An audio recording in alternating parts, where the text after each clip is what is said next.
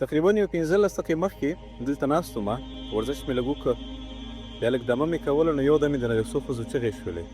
نو چې ومې کته یو داسې 14 کلنه 15 کلنه شاوخوا جینۍ وه، یو چې کوم دی مشره ښځه وه 15 کاله 50 کاله شاوخوا، جینۍ په حجاب کې وه، مشره ښځه چې کوم دی په ښایسته برقه کې وه، حیاداره ښځه وه.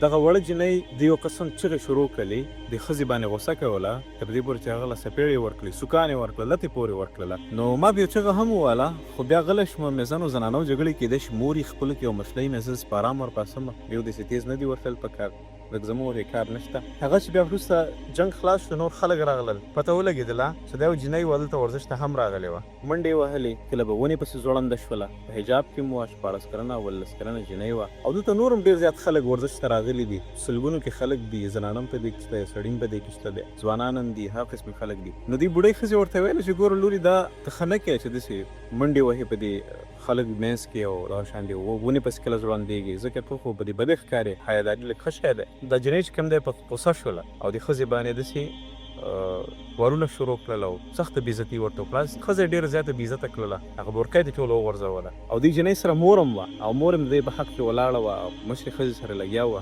جنګ یې شروع کړی و. بیا د دې نه پس چې کوم دی یو بوډا سړی و، سپین ږیری ښایسته، هغه چې کوم دی راغی د جینۍ ته ویل چې ستا کار نشته، په تیز اواز کې تیز غږ کې یې ورسره خبرې کول چې بلکل صحیح خبره کوي، ته باید په حیا کې وګرځېږي، دلته نور خلک دي، باید لږ شرم وکړې. خو دې ښځې د جینۍ چې کوم دی یو دونه عجیبه قسمه چغې والې په دې بوډا سړي سره هم، وایي چې تاسو ما سره څه کار دی، زه به هر څنګه ګرځم، تر دې پورې چې دا مرۍ هم خرابه شوه، نور غریبې خبرې نه شو کولی، لاړه همداسې. دې خبرې پورې بله خبره رایاده شوه چې زه تاسو ته وکړم، زموږ په معاشره کې داسې ډېر خلک دي چې هغې وایي چې زه څنګه ګرځم، څنګه جامې کوم او څنګه کښېنم او څنګه پاسم، ما سره چا کار نشته دی، تاسو ته زما څه مای باډي مای چوایس والا خلک اوس دا به مخکې په یوروپ او په مغربي هېوادونو کې وو، اوس پښتنو هم ترقي کړې ده، نو پښتنو کې هم راغلي دي، خو دغسې یو قصه وه. نو دا خلک اوس په پښتنو کې هم راغلي دي. خو دې خلکو ته زه دا خبره کوم چې ګوره تاسو یو ځل چېرته په معاشره کې چې اوسېږئ، نو دا ازاد خیالي نه ده چې مثال تاسو څنګه جامې کوئ نو تاسو وایئ، دې ته ازاد فکر نه وایي، دې سوچ داسې کوي چې موږ ازاد فکر کوو، ځکه دا کارونه کوو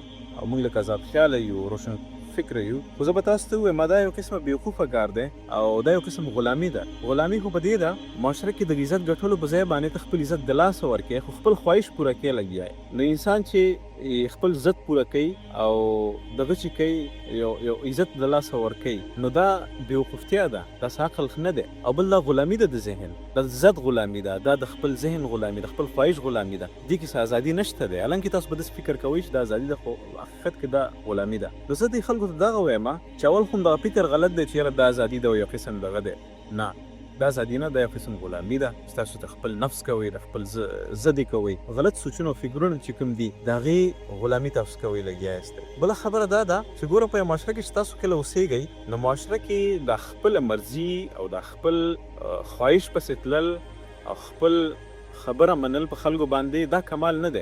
یو عاقل او هوښیار انسان کمال دی چې هغه معاشره کې د هر چی شي خیال وساتي، هر چې په خپل ځای باندې خوشحاله او خپل ځای باندې سټیبل وساتي. ته په معاشره کې اوسېږي او معاشرې خلک د حجاب سره عادت دي، د حیا سره عادت دي، نو ته باید هماغه کار وکړې، ځکه دا خلک دي که ته به دې معاشره کې عزت ګټل غواړې نو یوازې طریقه هم دا ده چې ته به د حیا کې حجاب به کوې، دا خلک تا ته په دې طریقه باندې عزت درکوي. او که ته وایې چې نه زه عزت نه ګټم او زه خپله کوم، نو بیا خو دا خو یو فکر نه شو، دا خو یو عاقلانه فیصله نه شوه. او بله خبره دغه چې صحیح ده چې تاسو به یو څیز کې تنګېږئ، حجاب به بعضو خلکو باندې به دروند پرېوځي، حیا به بعضو خلکو باندې به لږه درنۍ، خو تاسو د خلکو د سترګو دپاره دا کوئ، د خپل عزت دپاره دا کوئ. ګوره اکثره زموږ معاشرو کې بعضې زنانه داسې وي چې هغې دا کارونه شروع کړي، تر دې پورې چې هغې نه والدین هم په دې باندې خفه شي، مور او پلار دغه شانتې ورونه خویندې هم ترې خفه شي، ماماګان ترونه شو، هر څوک ترې په دې باندې خفه شي، خو دا دې پروا نه کوي، خپل غزت پوره کوي او سوچ کوي چې زه خو ډېر ښه کار کوم. خو تاسو باید همیشه د خپل نفس ته ونه ګورئ، لږ به تعلقاتو ته هم ګورئ، د خپل خپلوانو ته به هم ګورئ. دا نو ډېر ضروري خبره ده. بل تاسې معاشره کې اوسېږئ، د معاشرې د هر یو معاشرې یو خپل سټینډرډز وي، د هر یو معاشرې چې کوم دی یو خپل قوانین اصول وي، تاسو باید د هغې قانون او د اصول هم لږ خیال وساتئ. په حیثیت یو انسان دا موږ ته کول پکار دي.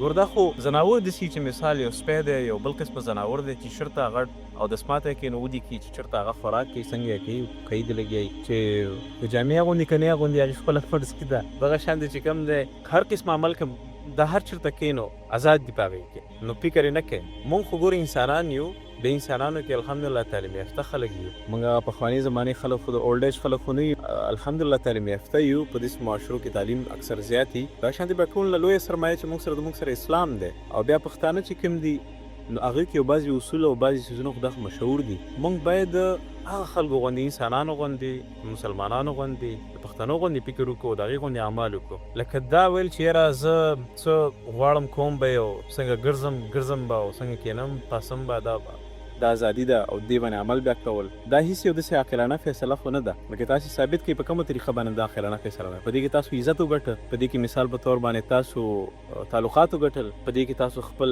عزت او پیسه او مال یا شهرت څه شی هم پکې زیات کړه، هیڅ شی مو نه شو. یوازینۍ ګټه چې تاسو وکړه هغه دا چې خپل نفس هم خوشحاله کړه، او تاوان هم هر یو تاوان وکړو بغیر د خپل نفس خوشحالولو نه. نور تاسو هر قسمه تاوان په دې کې وکړه.